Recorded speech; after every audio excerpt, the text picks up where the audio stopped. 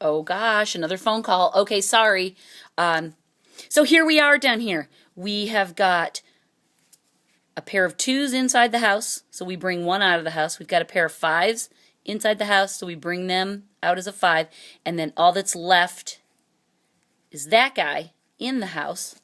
And then as our final step, we multiply the numbers on the numbers on the outside. That's not a 10, that's a 2.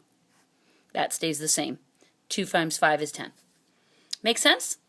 Okay, so what I'd like you guys to do now is to tackle problem 63.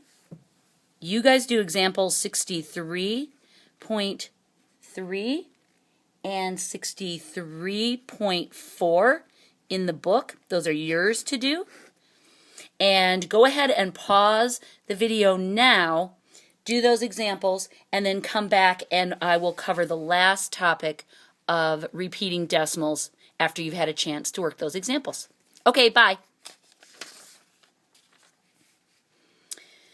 And now you're back, and so let's talk about repeating decimals. Now, here's something that I want to remind you about. We talked about how there's this thing called rational numbers. Remember we drew the big box? Oh, I've got mine here. Let me find it. I've got all my notes from previous lessons right here. Okay, here we talked about rational numbers being any number that you can make into a fraction. Now, I didn't include it on this list, but let's talk about something like 0.25.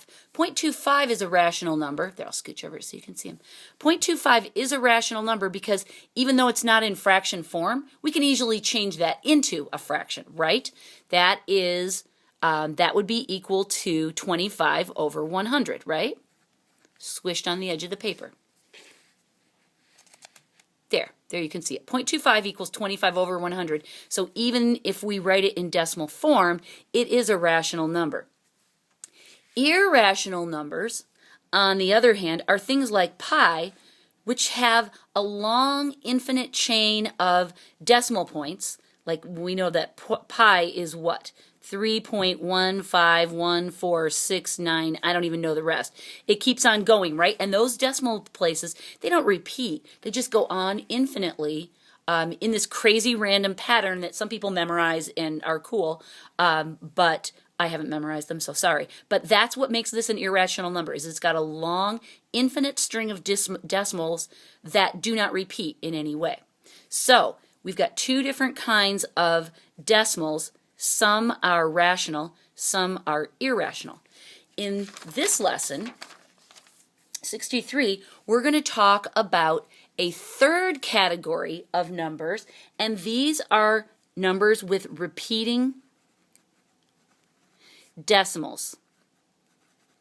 Okay, so they're not simple little things like 0.25, but they're not big nasty beasts with irrationally irregular repeating decimals. They're a third category, and I'm going to write them down. These are on page 258 in your book.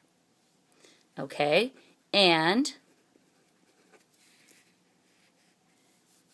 there are things like this. 1/3 equals 0.3, and we can write it with the bar over the 3 as repeating, but we can also write it as 0.3333333. ... goes on forever. We've also got let's do 2/3 next. 2/3 we write as 0.6 with a repeating bar, and we can also write that as 0.6666666 ... And then there is 1/6, which is 0.1 repeating. Oh, I'm sorry. This is 1/9, sorry. And that is 0.1111 ... And then here's 1/6. And that is equal to 0.16. Notice that with 1/6, there's a 1 in the tenths place, then a 6. It's only the 6 that repeats.